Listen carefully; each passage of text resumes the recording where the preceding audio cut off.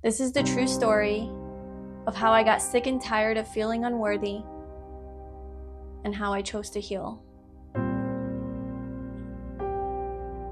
To be honest with you, I didn't even know that I had self-worth issues until about a year ago when I got out of a toxic relationship.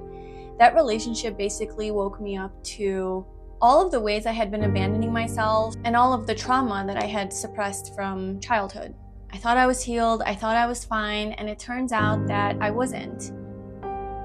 I was deeply wounded, I had anxious attachment, I didn't know my worth, I was afraid to take up too much space, I was afraid to be powerful, I didn't believe that I mattered. I had deep anxiety about sharing my needs and my feelings with other people because I felt that if I would share them, that it would be dismissed, or I would be manipulated, or I'd be invalidated.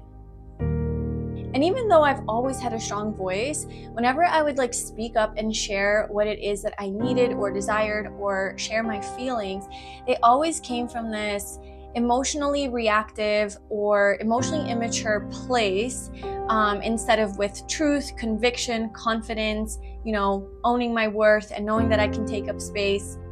And the way that I was sharing myself was really just a reflection of this inner belief that I didn't actually feel deserving of the things that I was asking for. It came from this desperate place of trying to convince people that my needs mattered, that I should be chosen. But it was always a fight. I had to prove my worth and beg people to meet my needs. That's the place that it was coming from.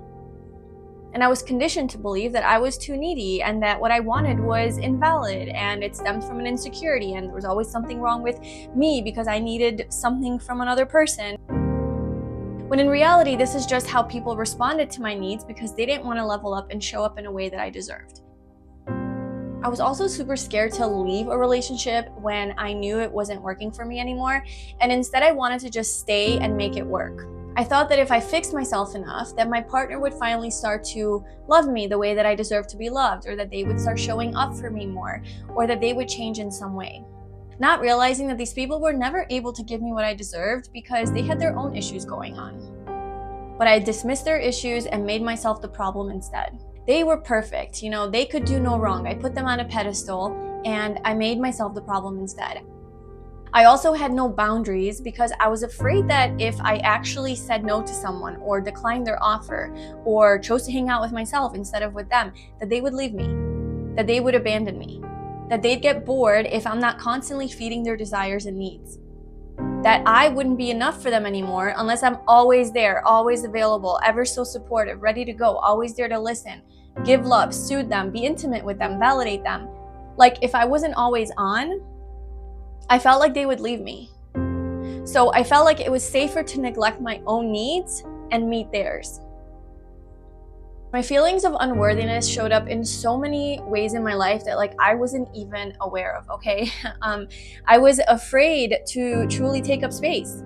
I was afraid to demand attention, to be strong in my voice when I asked for something, to have the strength to walk away if someone wasn't right for me, to be selfish with myself and my desires, to call people out when they were manipulating or gaslighting me and trust what I was feeling inside, to take space from people without fearing that they're gonna abandon me.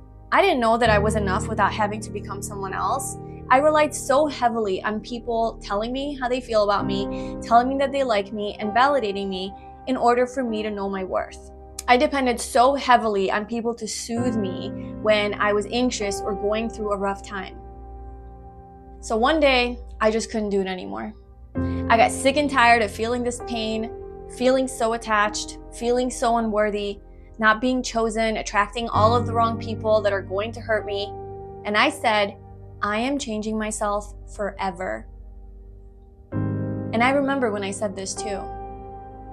So I did the scariest thing of all. I chose to heal.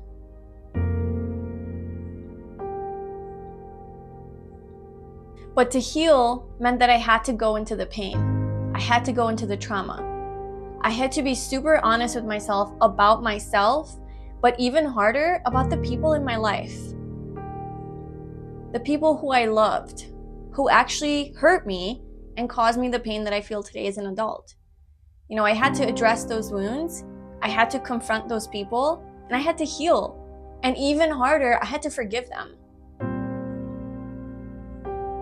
And some of these people I just had to accept that they were simply bad for me and they couldn't be in my life no matter how much I loved them.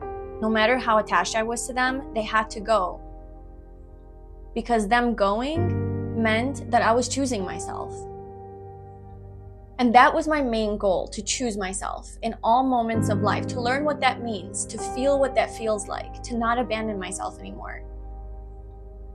I wanted to embody this energy of a person who knows her worth, and I wanted my actions to reflect that belief in myself.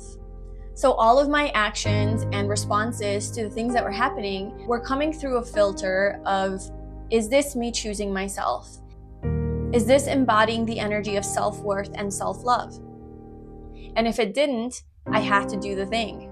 I had to do the hard thing of breaking the pattern and doing things differently. And I was given many, many opportunities to practice this, and they were hard each time because I could no longer respond from a programmed place. I could no longer respond from trauma. I had to respond from my new truth. But this was probably the scariest thing of all because I was anxious. All of my trauma was triggered. I felt unsafe. I felt like I was gonna die a lot of times if I just spoke up about something, because this wasn't normal for me. I was scared that I was gonna be manipulated or dismissed or gaslighted or something along those lines. And this was really, really difficult for me. But I still shared my truth.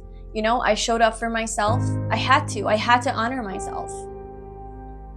I also started facing the trauma that I buried for years. Okay, my fears of abandonment, where this all started. I went back to childhood.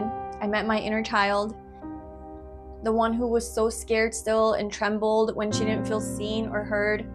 This experience was so emotional for me. I really connected with her, and my heart really went out to this little girl inside of me that's just been ignored this whole time, abandoned this whole time. So I began to reparent myself. That was the main form of therapy that I did. And anytime that I felt anxious, I sat there asking that little girl inside of me, what is it that she needed in that moment of anxiety? I sat with her, I tuned in with her, and I listened to her. I gave her what it is that she needed. And a lot of times all she needed was to be heard and validated. Okay, somebody to listen to her, somebody to hear her. So I gave that to her. But she was so afraid and she felt so unsafe because I abandoned her so many times. And when other people also abandoned her in her life, I abandoned her too. So I had to rebuild this relationship with my inner child so that she could trust me again, to show her that I'll never leave her again. Not for a man, not for a friend, not for anyone. And that she would always come first, that I would always choose her. And I promised her this, so that she can feel safe in the world no matter what she's faced with. But in order to build that trust back, I had to prove it to her, and I had to choose her over and over again, even when it was really hard. When she needed a voice to speak her needs, I needed to be that voice for her. When she needed protection from another person who would end up hurting her, I needed to be the strength to cut that person off. I needed to show up for her. And in these ways, in these small acts of choosing her, I started to develop a really beautiful relationship with my inner child. And as I continue to heal, I'm learning how to never abandon her again. I also challenged myself to stop outsourcing my worth to other people's validation, and I started validating myself, especially in those messy, anxious moments when I really needed someone to listen to me and to validate me. This was an actual practice that I do to this day, and it's been probably one of the most helpful things on my journey. I also chose to go to therapy and get professional help. I did this for over a year to get me through this darkest and hardest time of my life of healing. And I would say it was one of the most beneficial things that I could have ever done. When I was feeling that pain and those darkest moments in my life, I chose to be still. I chose to be with my pain and just let it be there. Okay, I didn't run away, I didn't numb out, I didn't try to escape from it, but I allowed myself to feel everything that my inner child has been wanting to feel.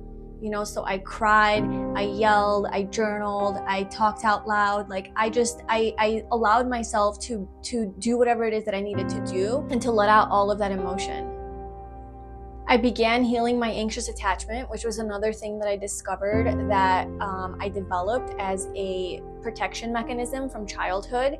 And I started to release the belief that love had to be earned and fought for and that I'll be abandoned. I'll be abandoned if I'm not, performing or doing something and meeting people's needs. I realized that no one can truly ever abandon me because I don't give people that power anymore. A major part of my healing was also to start taking up space and just express myself for the sake of expressing myself. It wasn't to prove anything or to get some sort of attention or validation. It was simply just to show up as I am because I deserve to. I deserve to exist. I belong here, and I'm allowed to share myself and be myself for no other reason than to just exist and share myself. That was a big revelation for me because I definitely always assigned some sort of performance to my expression. Like, oh, if I'm sharing something, it has to have some sort of purpose or it has to have some sort of meaning. And if it doesn't, if it does not helping other people or benefiting other people in some way, then it has no value. And I just realized that I have value just because I am, just because of who I am, my energy, me existing is valuable. That was one of the most profound things that I learned. I just remember that I was worthy just because I exist, not because of what I do, not because of what I say or how I say it, not because of how I look, not because of how well I please, but because I am. So if you're tired too, tired of shrinking, playing small, chasing, performing, proving your worth, seeking external validation, then this is your sign. You don't need to earn your enoughness. You don't have to hustle for belonging. You are already whole. You are already enough. And it's safe to stop performing and just be.